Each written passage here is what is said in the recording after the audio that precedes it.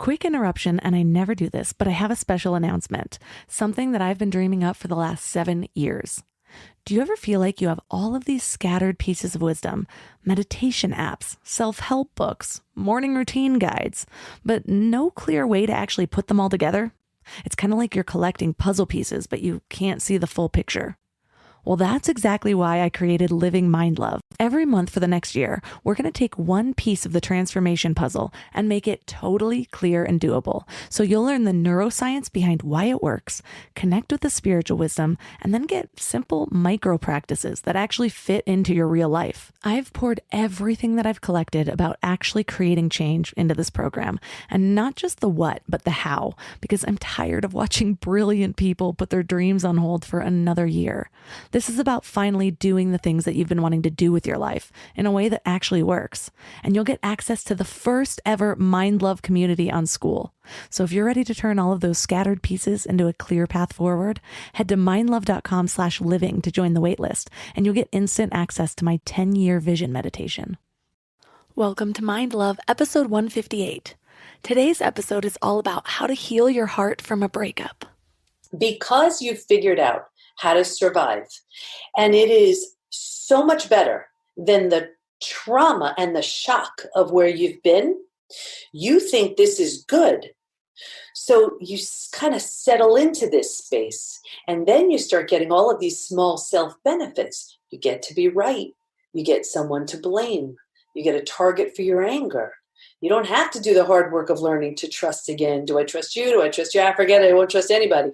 You get to justify not doing something. Look what I can't do that. Look what I've been through, right? So you start forming all these benefits, and then you know how it works. Like energy attracts like energy. And now you start calling situations and circumstances and people to you that confirm this is where you belong. And now your mind's doing things like, well, maybe I did deserve it. Maybe I'm not all that. Maybe, and it gets harder and harder to leave. Turn up your frequency with Mind Love. Bite-sized brain hacks for seekers, dreamers, and doers. It's time to give your mind a little love with your host, Melissa Monti.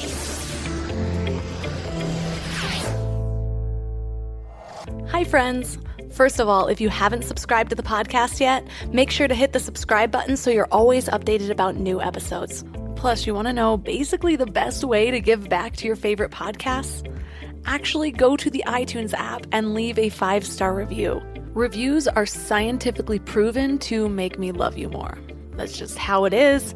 I love you when you leave me a review. You sit in my heart for days at a time. No, but seriously, they really help the growth of the show. They're probably the number one thing that you can do besides supporting my sponsors or joining the membership. So it's an easy, free way to give back to a podcast you love. And if you do leave me a review, send it to me at MindLoveMelissa on Instagram, and I'll send you a free meditation track. I absolutely love this review from this week by TheaterGirl26. It says, thank you. I love this podcast. My goal has been abundance for a while now, and you've made it so simple and enjoyable. You're my morning walk every day. Thank you. Well, thank you for the review. It totally lit up my week. And now into the good stuff. Betrayal. Did I just freak you out? Yeah, I won't start things like that anymore. Just the word, though. It sounds like the title of a really bad / guilty pleasure Lifetime movie, right? There's just something about even just the word alone that evokes a really strong emotion in me. Probably because I've been betrayed a handful of times. The first thing that most people think of when they hear betrayal is cheating. But there's a lot of ways that it can happen, like sharing a secret, or lying, gossiping, or some other kind of disloyalty. The first time I experienced betrayal was actually in middle school. I remember going to a friend's birthday party one day, and the sign said to come in through the back. So I walked through the gate to let myself in, and I overheard the people that I thought were my good friends just talking about how annoying I was and how I always wore these weird shorts. I was shattered. I ran to the bathroom and I cried for hours. It didn't just affect my friendships, it actually affected my self-worth. And from that day forward, for years, I almost always had this little thought in the back of my mind with friendships that said, do you really like me or are you judging me? The deepest form of betrayal in my life has probably been cheating. My very first boyfriend. I mean, I should have known. He was awarded the title of biggest flirt in a school of 4,000 people. But even so, again, it shattered me. So we had this super fun 3-year relationship where we just checked each other's phones and voice messages. Thank God there was no social media at the time because I probably would have been glued to my computer like some psycho pseudo-detective. Looking back, it's like, why did I put up with that? But it was all I really knew in a relationship. Well, okay, so then why did I put up with it in relationships following? By then, I had gone through enough things that happened in my life that I didn't quite process that all just chipped away at my self-worth. So I started to think that maybe this was all I deserved. I thought maybe he wouldn't have needed to find some other girl if I was just a little bit prettier. Or he must like her because she plays softball too. I wonder how fast I can learn. I felt myself in this spiral of comparison and seeing how I didn't measure up, or thinking, if I just have a little more sex with him or let my freak flag fly high enough, he won't have enough time or energy to find someone else. Thus leading to my very first threesome. Super healthy, I know. But I also know that a lot of you know exactly what I'm talking about. Well, maybe not exactly, but all the feelings and stuff. Betrayals shatter our worldview, whether coming from a boyfriend or a friend or a family member. It cuts deep. And because of this, there are some serious repercussions if we don't learn to deal with it. Betrayals can cause us to callous over so that we don't really feel that kind of pain again. But in allowing that to happen, we also harden ourselves to love and intimacy and those Sex and the City type of besties. And if we let that happen, the betrayer wins. So what is it about betrayal that feels so much more personal than other kinds of pain? Why is it that betrayal hurts so badly? And why does it feel so unexpected when often there were plenty of warning signs leading up to it? And most importantly, what do we do afterwards? That's what we're talking about today. Our guest is Dr. Debbie Silber. She's the founder of the Post-Betrayal Transformation Institute, and she's a holistic psychologist, a health, mindset, and personal development expert, and the author of the book Trust Again: Overcoming Betrayal and Regaining Health, Confidence, and Happiness. What's really cool is she also has a PhD study on how we experience betrayal, which made 3 groundbreaking discoveries that change how long it takes to heal. So we'll be talking about all of this. 3 key things we will learn are: how do we know if we haven't healed from a betrayal? The 5 stages of betrayal, including emotional, physical, and mental symptoms, and a 4-step process to start to trust again. Also, this episode has a special accompanying worksheet for members only. So if you are a member, log into your membership nook under the worksheet section and you can download it right there. There's also a link in the show notes. If you're not a member and you'd like to be one, check it out at mindlove.com/premium. But before we dive in, do you wish you could start each day with a little reminder of how worthy you really are? Just sign up for the Morning Mind Love for daily inspirational messages right to your inbox. I get messages from people every single day about how the Morning Mind Love is their favorite way to start their day, or that the message that came through is exactly what they needed to hear. It's kind of like your own personal inspiration oracle. Just visit mindlove.com and sign up right there on the homepage.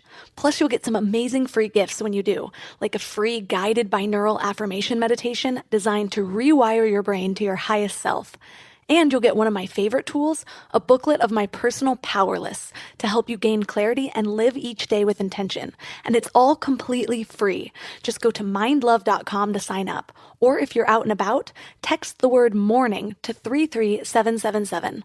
That's morning to 33777.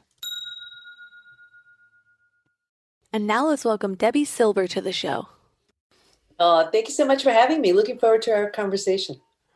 So first, I have to know, what got you so interested in focusing on betrayal? There must be a story behind that. Oh, there sure is. You don't study something like betrayal unless you have to, you know.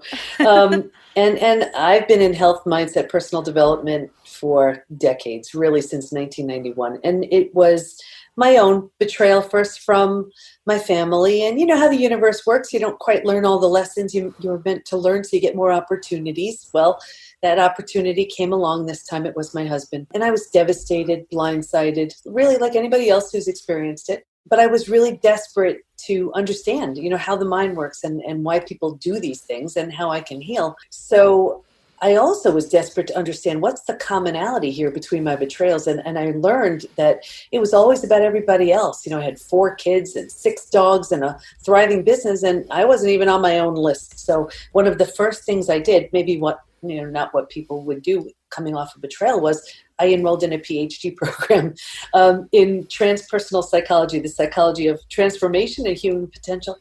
And then while I was there, I did a study, and I studied betrayal. What holds us back? What helps us heal? And what happens to us physically, mentally, and emotionally when the people closest to us lie, cheat, and deceive? And that study led to 3 groundbreaking discoveries that changed my business, my family, my life, all of it.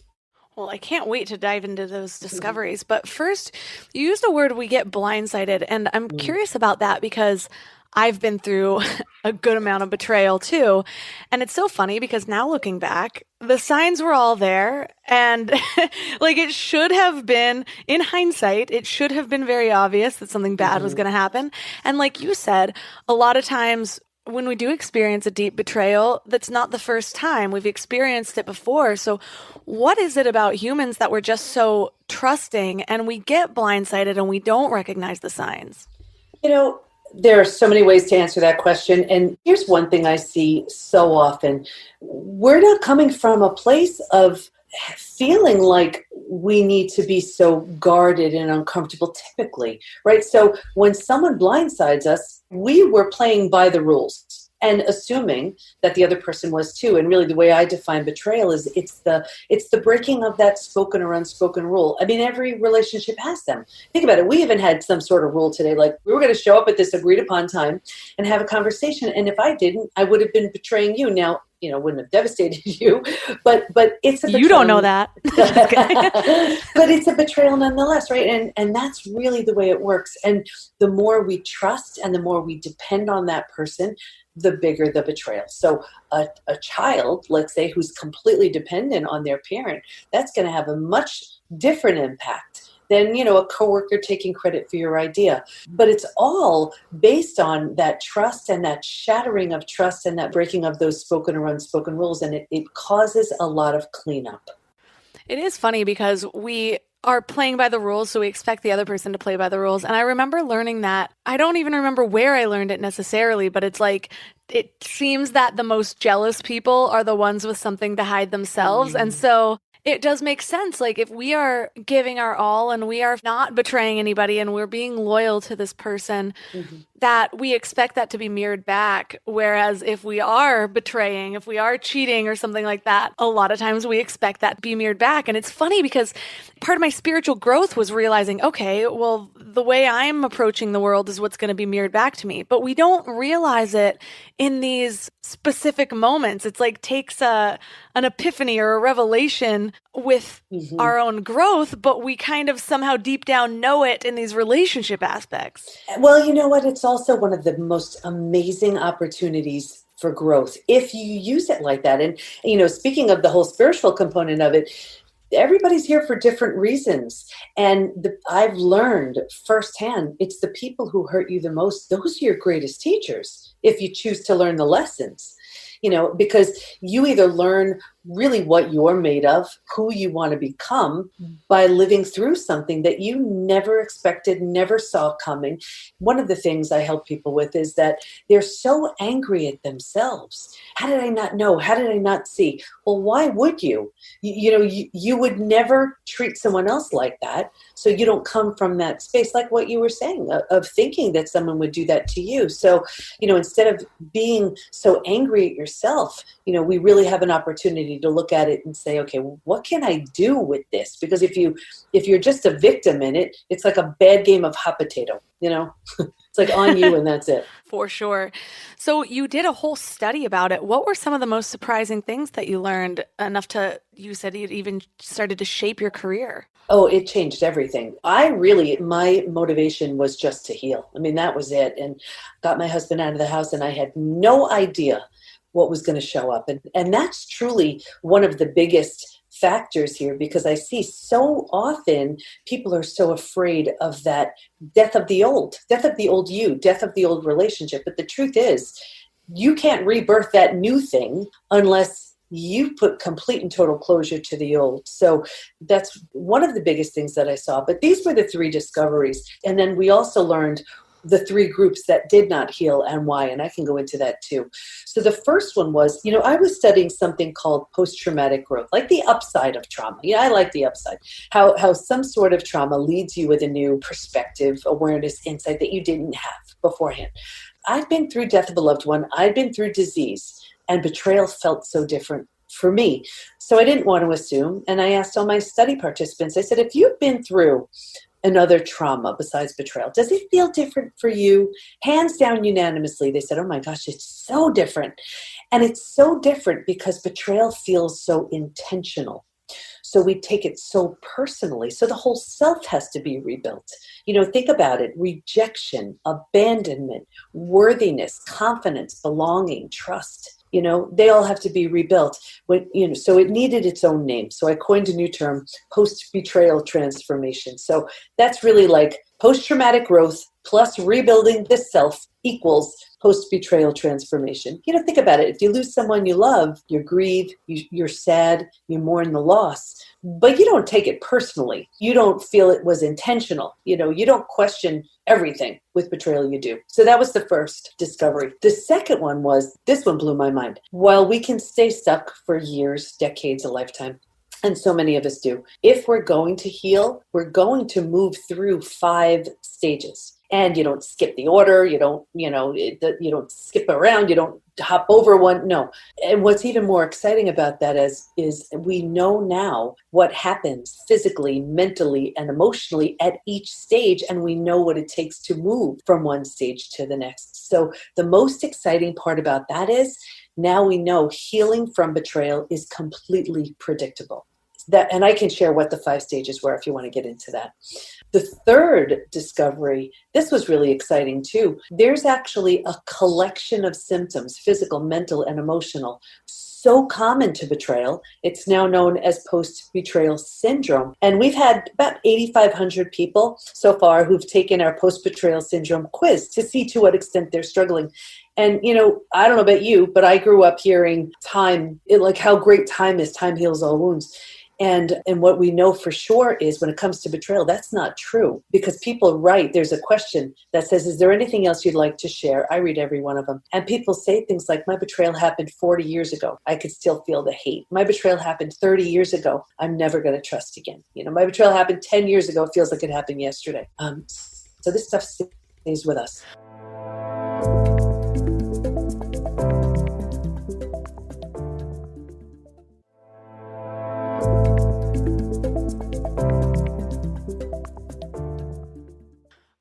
It's really funny that you mentioned the time doesn't heal all, because just a couple days ago I was recording another episode and that came up and that just poured out of my mouth. I'm like, I don't know about you, but for me, time does not heal all, because these wounds create it's like a scar inside of us. We know that maybe, for example, in a death or something like that, or a breakup, maybe we stop to lament quite so much, or the grieving process subsides in the way that we understand the grieving process, but then it creates a scar that, if undealt with, is this internal belief that drives our behavior in one way or another. And so I totally feel that, but I'm curious, what are these 5 stages? Because I know the 5 stages of grief. It's like denial, anger, bargaining, depression, acceptance. Are they similar to that, or are they different? What's been so amazing is it's been incredibly humbling just to even have Elizabeth Kubler-Ross's 5 stages mentioned along with mine. But it's really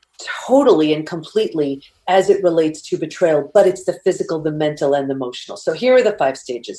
And then I'm also happy to share like how you know if a betrayal is unhealed. And I could even talk about the different areas of life. But these are the 5 stages. The first stage, this was like a setup stage. And this is what I saw with every single study participant, me included. If you imagine 4 legs of a table, the 4 legs being physical, mental, emotional, and spiritual, what I saw with every single study participant was a real heavy lean on the physical and the mental, and kind of neglecting the emotional and the spiritual. So what does that look like? Looks like we're really good at thinking and doing, and we're kind of neglecting the feeling and the being. But it's in the feeling and the being, that's where our intuition lies. And we turn that down, and that was so common. Now, that's not to say if you're busy, it's a setup for betrayal. It's just what I typically saw. Stage 2, here's where we're blindsided. And this is the breakdown of the body, the mind, the worldview. Scariest stage by far. This is terrifying. This is D-Day, Discovery Day. This is like the day that someone takes a mask off and says, oh, no, this is who I've really been. The shock imprints on the body and mind. You've ignited the stress response. So now you're headed for every single stress-related symptom, illness, condition, disease. Your mind is in a complete state of chaos and overwhelm. You cannot wrap your mind around what you just learned. And your worldview has just been shattered. That's your mental model. These people are okay. Don't go here. This is good. Don't do that. And in a moment, everything you've known, all the rules, completely shattered. And a new worldview hasn't been constructed yet. So here's truly where the bottoms out on you. It's terrifying. But think about it. If the bottom were to bottom out on you, what would you do? You'd grab hold of anything you could to stay safe and stay alive. And that's stage 3. Survival instincts emerge. It's the most practical stage. If you can't help me, get out of my way. How will I survive this experience? Who can I trust? How do I feed my kids? Like whatever it is for you that is just so practical. But here's the big trap right here. Because you've figured out how to survive, and it is so much better than the trauma and the shock of where you've been, you think this is good. So you kind of settle into this space. And then you start getting all of these small self-benefits. You get to be right. You get someone to blame. You get a target for your anger. You don't have to do the hard work of learning to trust again. Do I trust you? Do I trust you? I forget it. I won't trust anybody.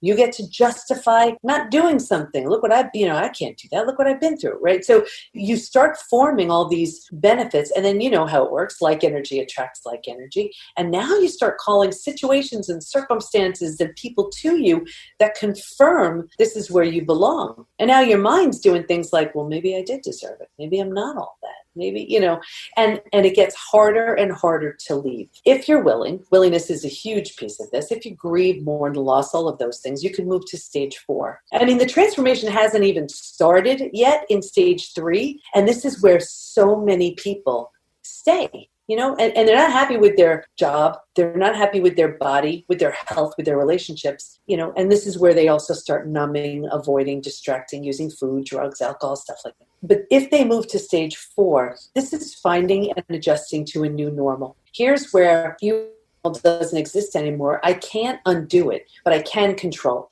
what I do with myself now. And this is like if you've ever moved into a new house, office, condo, apartment, whatever. Your stuff's not there yet. It's all not there. It's not all set up and cozy, but it's going to be okay.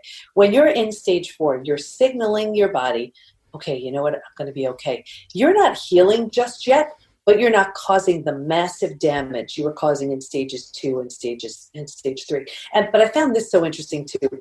If you were to move, you don't necessarily take everything with you. You don't take the things that don't represent the version of you you want to be in this new space. And here's the same thing. I found that if your friends weren't there for you, you don't take them with you. If they indulged in like low energy, gossip, judgment, whatever, you've outgrown it. You can't do it. So people come to me and they say, oh my gosh, I've had these friends for years. What's the matter with me? Is it me? Yes, it is.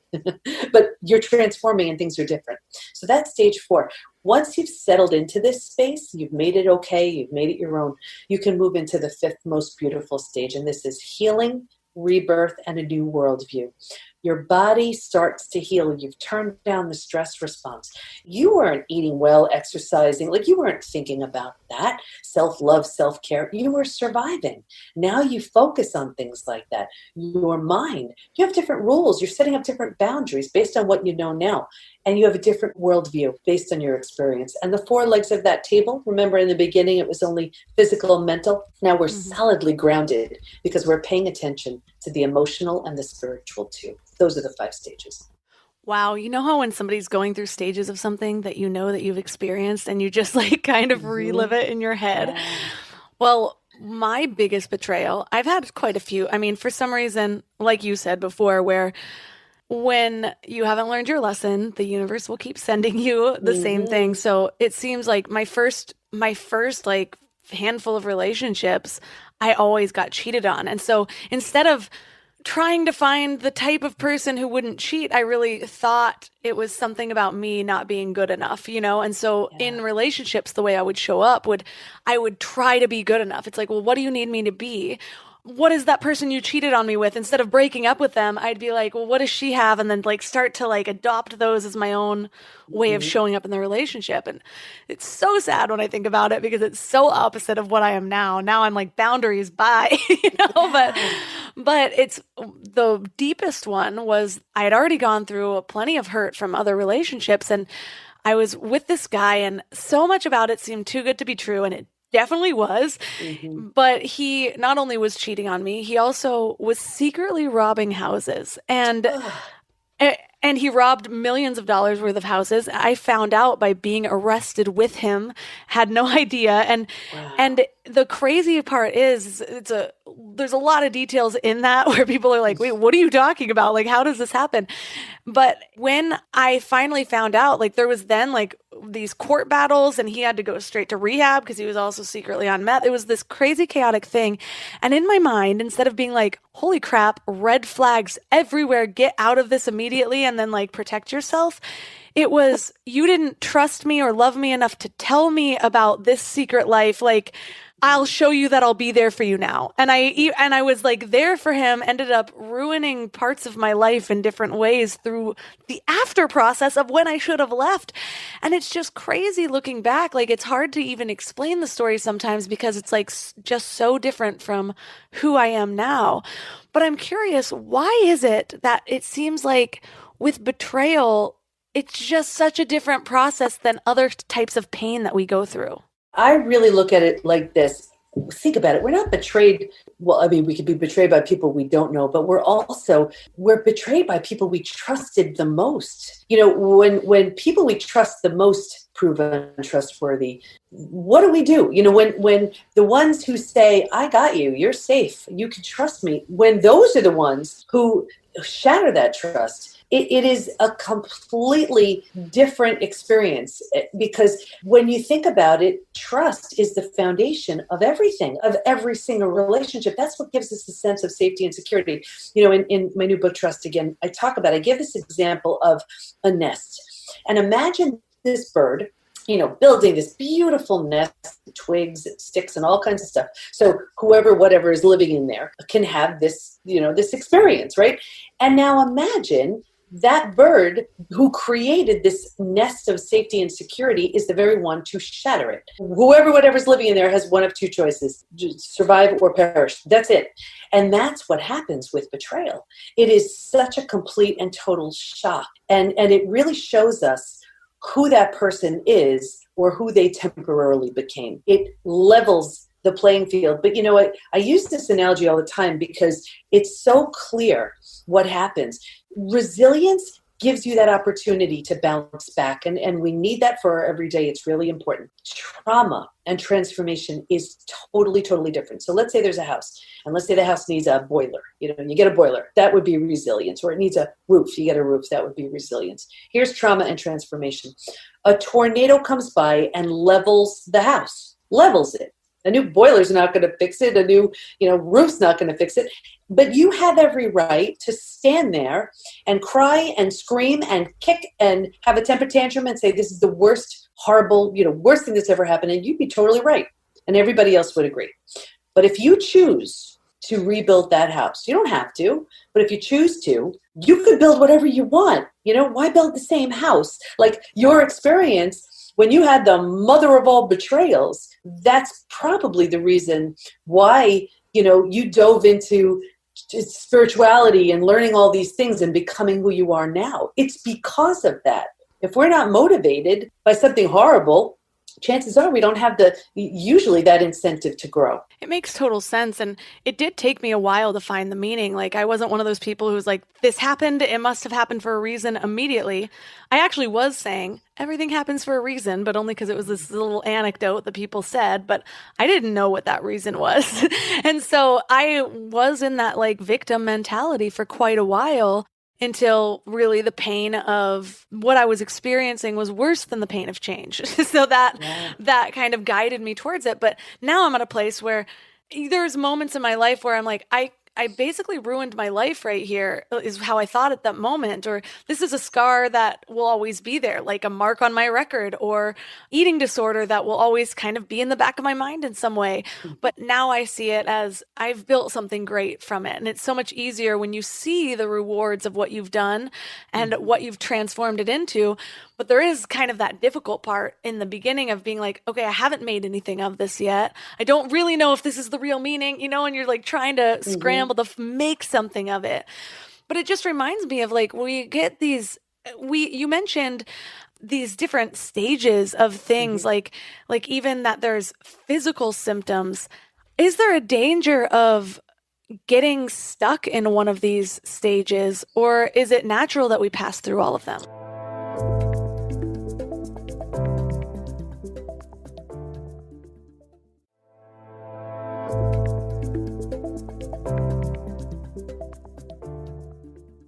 Is there a danger of getting stuck in one of these stages, or is it natural that we pass through all of them? No, it's not natural at all. And I love that question because stage 3, survival, that is the most common place to get stuck.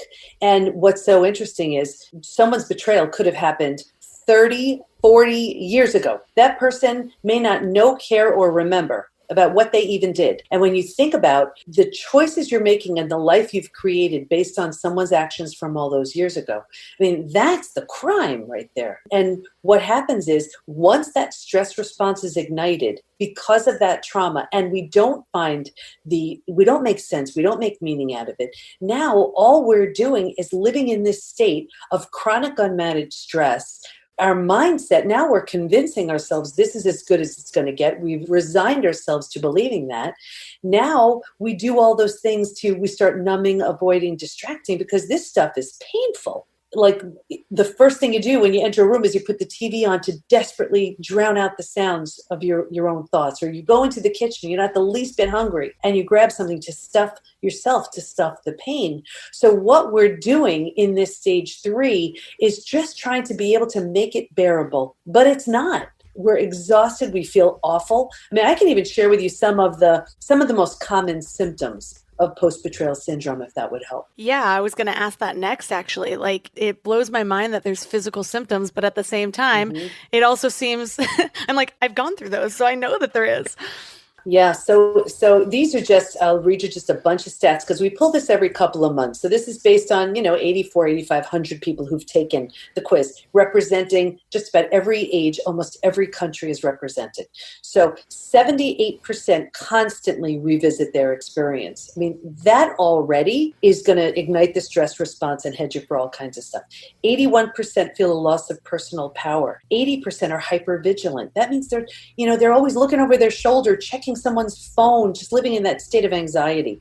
64% say that they struggle emotionally. So here are the physical symptoms. 71% have low energy. 68% have sleep issues. 63% extreme fatigue, weight changes, 67%, and almost 50% have digestive issues. When I saw the digestive issues, I thought this was really interesting because think about what the digestive system does. It absorbs, digests, and processes food. Isn't a betrayal difficult to absorb, digest, and process? Like, is it any wonder the gut would be off? It's so funny because just, I told you before we started recording that I'm staying at a friend's house to get away from the fires. And this guy's a really interesting human, but he basically says he's a Pleiadian and receives information. And it always blows my mind because half the time you're like, you sound a little crazy. The other half the time he'll be saying something and it's like, that directly applies to me. There's no way you could have known that. And he just said the other day, he like came back and he got me these digestive enzymes. Basically, he's like, these are for you. These are the best in the world. He's like, you've gone through a lot in your life and you are holding it in your gut and it's affecting your digestive tract. And he just like hands it to me and walks away. And I was like, oh my gosh, interesting. And I Googled it. So that's funny that you're bringing it up right now. Yeah. The issues are in the tissues. It's so common. So mental things would be like 78% are overwhelmed, 68% unable to focus, 62% unable to concentrate. Just mix the mental with the physical. Like it's hard to get through your day if you have, let's say, digestive issues and brain fog, right? And then just some emotional issues. 88% sadness, 83% anger. Just mix sadness and anger, and that's, you'll see what you get right there. 82% are hurt, 80% are anxious, 79% are stressed. This is what I found so interesting too. 84% have an inability to trust. 82% find it hard to move forward. 90% want to move forward, but they don't know how. Those are crazy. And what makes me so sad too is I recognize my experience as those feelings were really strong in the beginning, and then it starts to fade out consciously, but get stronger subconsciously. It's like, I don't think that I'm constantly thinking of the betrayal, but I'm in a new relationship and I'm checking their phone. You know what I mean? Like, It's like you're not tying it together, which I think is part of the most dangerous part, because it's like, right after it happens, you're devastated. You're like, I just don't want to think about this. Let me turn on the TV, or let me grab a glass of wine, or let me go party more than I normally do, which is really what I did. But then after that becomes a little bit more in the distant past, then it's just like these things become ingrained habits, and it's harder to see if we're numbing or avoiding or distracting because it's not something that immediately happened to us. It might have happened a couple of years ago. So how can we basically ask ourselves or check in with ourselves to make sure that we're not numbing or avoiding or distracting? Yeah, and I love how you put that, because it's so true. It's one thing when it is so obvious and in your face, but you're right. Once you start using those coping mechanisms and it becomes a habit, now it's a way of life, and this is just who you've become. And you don't even realize it. You're not tying it to that betrayal from years ago, but you're living a life based on that. So these are 4 questions, and I would invite everybody to write these down. And that's my way of saying write these down. So the first question is, am I numbing and distracting? If so, how? Be honest with yourself. Call yourself out on it. Are you numbing and distracting? The second question, what am I pretending not to see? Am I pretending not to see there's trouble in my relationship? Am I pretending not to see I'm still hanging on to that betrayal? Am I pretending not to see that health issue that needs my attention? Am I pretending not to see I hate my job? What are you pretending not to see? The third question, what's life going to look like in 5 to 10 years if I do nothing? And really just play that out and see, imagine what would life look like in 5 to 10 years if you ignore that health issue, if you ignore that job issue, if you ignore that relationship issue. And the last question, what could life look like in 5 to 10 years if I change now? Now, I'm not saying that change is easy, but transformation, true transformation, begins when we tell ourselves the truth. Those are so powerful, because it's so easy to be telling one story. And that's one of the things that I've learned the most is when I told you I was in victim mentality. What happens is, like, you even straight up said that you found this out from the data, but we tell this story and you said that people constantly revisit the story. They're constantly revisiting their story, which means that they're reliving their trauma. And it's like, even if it's like, oh, this person did this to me. Oh my gosh, did you hear this? Or somebody says, it doesn't have to be a romantic relationship. I've had it in friendships where it's like, have you seen so-and-so in a while? It's like, oh no, we're not friends anymore. And then you go into this story and you can feel it in your body and you're telling this story. And every time you do that, you're giving your power away. And so these questions help you to reframe that story, which has been the most pivotal part of me really growing from anything, because you reclaim it. And instead of being like, oh, this person did this to me and this person did this to me, and feeling those things in your body, it's that piece that we talked about finding the meaning from the story, but it takes a conscious process. I think people always just think they're going to understand what their story meant. But if you're retelling the same one in the same way with all that hurt and that pain, you're not going to find the meaning. You have to consciously ask yourself questions like this that give you a new perspective, that shift your awareness a little bit around it, that maybe give you that power to decide, well, how did I let this into my life? Like, what did I need to change, or what was my part in this? And that's not taking the blame. I think people confuse that when they go into self-help for the first time. It's not taking the blame. You didn't do nothing to deserve it. But how can I move forward to protect myself without having basically like callousing over with these survival instincts that keep you in a version of the trauma? Well, it's so true, because that's where the greatest growth and healing lies. It's when you can look at your experience and say, okay, this was the most painful thing I've ever gone through, and what good can I do with this? It's really interesting too, because in this study, there was a real move towards spirituality, whether it was people moving towards the spiritual side of their religion, abandoning religion completely, moving towards spirituality. They weren't feeling much of anything and moved towards spirituality. And I wondered why that was. And I had done the same thing. And it was really two reasons. It was one, the bottom has bottomed out. You need some sense of grounding. So that really served. And also, trust was totally shattered. You don't trust your betrayer. You don't even trust yourself. So you venture, okay, I could trust in something other than me, God, universe, source, whatever. So I was the same way. And I'll never forget going to a spiritual counselor who's since become a dear friend. And I walk in, she just starts laughing. I'm like, what are you laughing at? She's like, oh my gosh, how you two planned this? I'm like, what? She goes, oh, yeah. He needed something so catastrophic to crash and burn so he can become the friend, husband, father he signed up to be. And you needed to really go through this so you can heal from, and then teach from this deep place of knowing. You're going to have an institute and write books and have this big following all around betrayal. I'm like, you're crazy. I mean, everything she said, happened. So when you look at it like, okay, what's the reason for this? There's got to be some reason. It's not always easy to find, but at least if in some way it makes you wiser, better, stronger, then okay, trauma well served. Right. And I think it's easy, since we're all basically the main characters in our own story, it's easy to be like, oh yeah, that guy that came and betrayed me, he was just like this piece.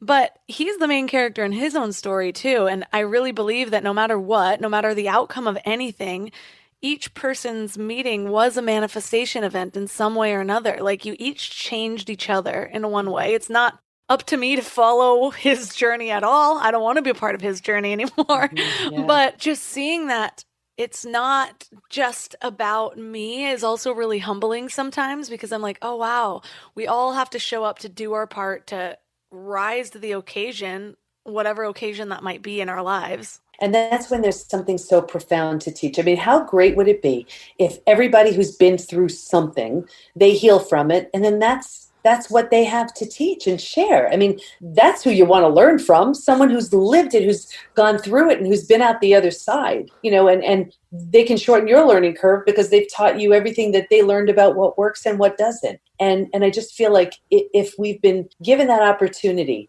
to go through something, and it upends our lives in the most traumatic kind of way, and then we do something powerful with it, I don't know. I think that's what we're here for.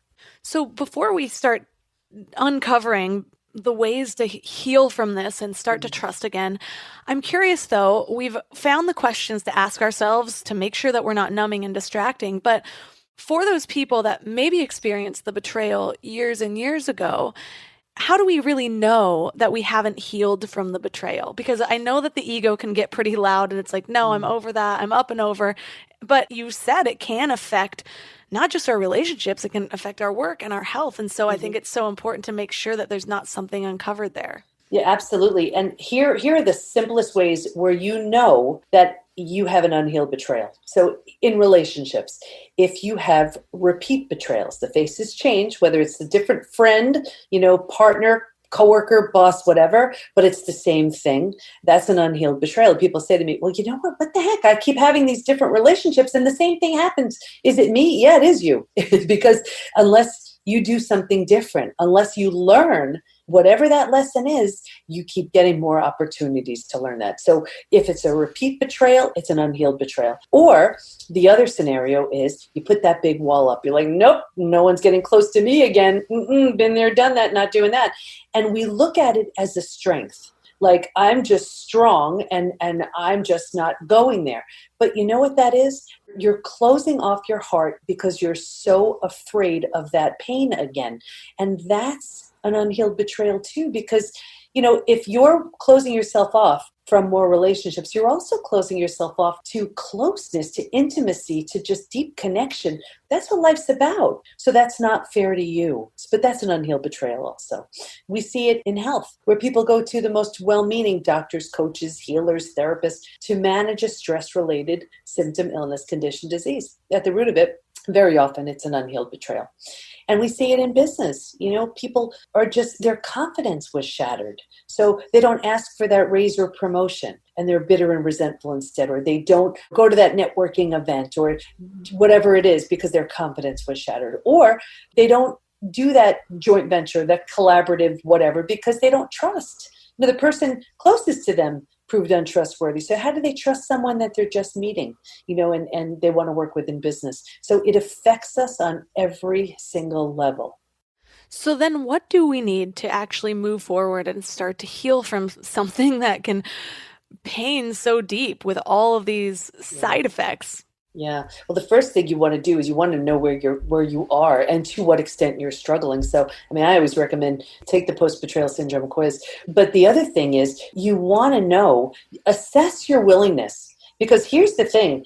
If you're unwilling because you're getting way too much out of your story, don't even spend any time, any money on therapy or on any sort of solution or whatever, because it absolutely will not work. Because if you can't picture who you'd be without that story, if that's become your identity, it's going nowhere. It's going nowhere. So there's got to be a willingness to move forward. That's one of the biggest keys, I would say. I remember there were 3 groups who didn't heal, and one of them was just one group completely unwilling. So they were just getting too much out of their story and out of being a victim. The second group was numbing and distracting, and the third group, just for whatever reason, the betrayer had no consequences. So whether it was they didn't want to break up a family, religious reasons, financial fears, just fear, not wanting to be alone, whatever, they tried to overlook it. And not only did they not heal, that group was by far, hands down, the most sick, physically sick. Tell that to your broken heart, everything's okay. Doesn't work like that. So people have to acknowledge where they are, their willingness to move forward, and truly are they ready? Because this is not easy work.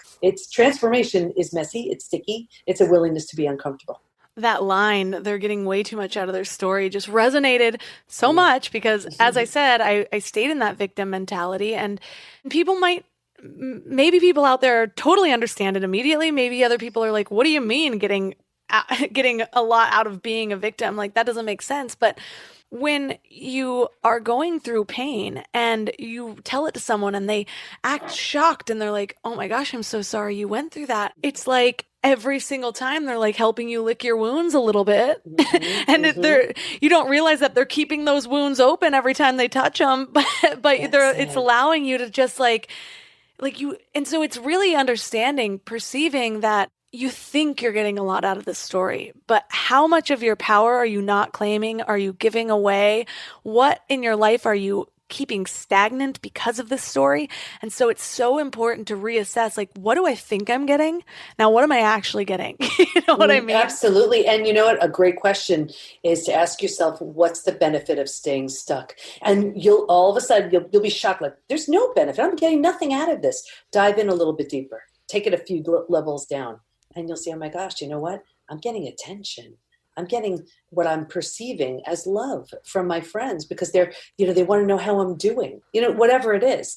And what we need to learn and realize is true transformation is a very personal process.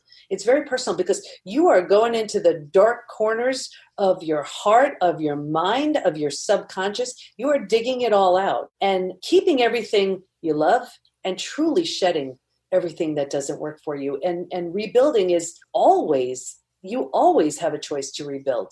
Like in my scenarios with my family, wasn't an option.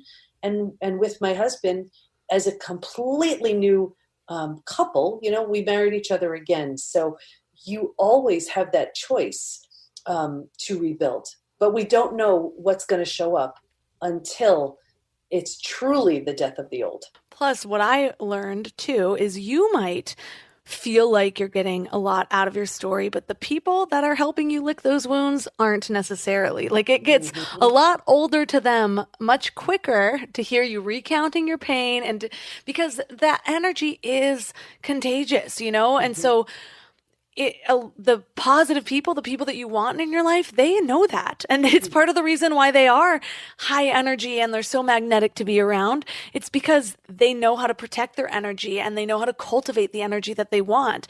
And so if you're the one that's the Debbie Downer that's coming in with all your pain, I'm not saying that it's not good to share. We're humans, and that connection when we're going through stuff is so important. But to stay there, empowered people will realize that you are disempowering yourself. And then you'll be with all the other disempowered people sharing your sob stories, and it'll be even harder to get out. But that reminds me of, it's one thing to begin that healing on our own and to start kind of gaining our own power back. But then there is the avenue or the next step of coming together with another person in another relationship, whether it's a partnership or a friendship or however that betrayal worked out for you. And so after we start to reclaim ourselves again and to heal these wounds that we're dealing with internally, how do we start to trust other people? Because I know that for me was the hardest to get over. It's a big process. I look at trust like a brick wall. That brick wall could have taken years and years to build, and it's just shattered in a moment. And how does it go back up again? The same way, brick by brick by brick. And I teach a 4-step trust rebuilding process. I'm happy to share it. So the first step is really, think about it. Trust shatters the very foundation. So you need to start at the very foundation. So I'm talking as basic as like, will the sun rise? I don't know, and you question it. And whatever it is for you, the most basic certainty that you now don't believe is a certainty, and question it. Let's say, will the sun rise? I don't know. And you check in a couple of days, you're like, oh, you know what? Yeah, it does. Okay, I can believe that again. You're building a little bit of a solid foundation. When you feel that, when you believe it, you can move to the next stage of that. And that would be really rebuilding a trust in something bigger than you, in your intuition, in your wise inner guide, whatever you want to call it. And you practice this. Do you ever speak to somebody and like their face is saying one thing, but they're saying one thing, but their face is saying something else? Not like a weird Botox thing. Like, it's just weird. If there's an incongruency here, trust that. Does something feel good? Trust that. Learn to trust your gut. And you could feel a sense of safety, like almost like, you feel a little bit more secure. Once you trust your gut, you've learned to trust that something is good, is bad, whatever it is, you can move to the next level. And this is trusting in yourself again, because especially when it comes to betrayal, trust in ourselves, it's shattered. We're like, how did I not know? How did I not see? So you need to rebuild trust in yourself. So that could look like, giving yourself little tasks. I'm going to drink that glass of water, and then you do. I'm going to make those extra phone calls, and then you do. I will not call my ex, and then you don't. Whatever it is. And you do these things so you feel safe and secure that when you say something, you mean it, and you trust yourself. And you could feel already, if you rebuild in the very foundation, if you trust that wise inner guide, your intuition, if you trust in your own decisions and your own judgment, now you have like almost like 2 invisible bodyguards, And from that place, now you can slowly and carefully start to trust in others again. It's funny because the trust in yourself is this part that I find that especially some of the women I know have such a hard time regaining. And I'm thinking of one friend in particular. She had gone through a pretty hard couple of years with these different relationships. It was definitely difficult to watch. And she would say, she'd be crying to me and she'd just be like, my picker's off. My picker has always been off. And I'm like, well, what are you affirming right now? If you believe that your picker is off, you're going to keep choosing situations in your life that make that true because it's your internal belief, and that's just how it works. Absolutely. It's really important to sharpen your BS meter. And that happens from that experience because, like, let's say you were with a total gaslighting narcissist. You've been through something like that. You'll be able to smell that from a mile away. And then you're making a very conscious choice. Do I want to go through this again? And then you'll have to answer that question.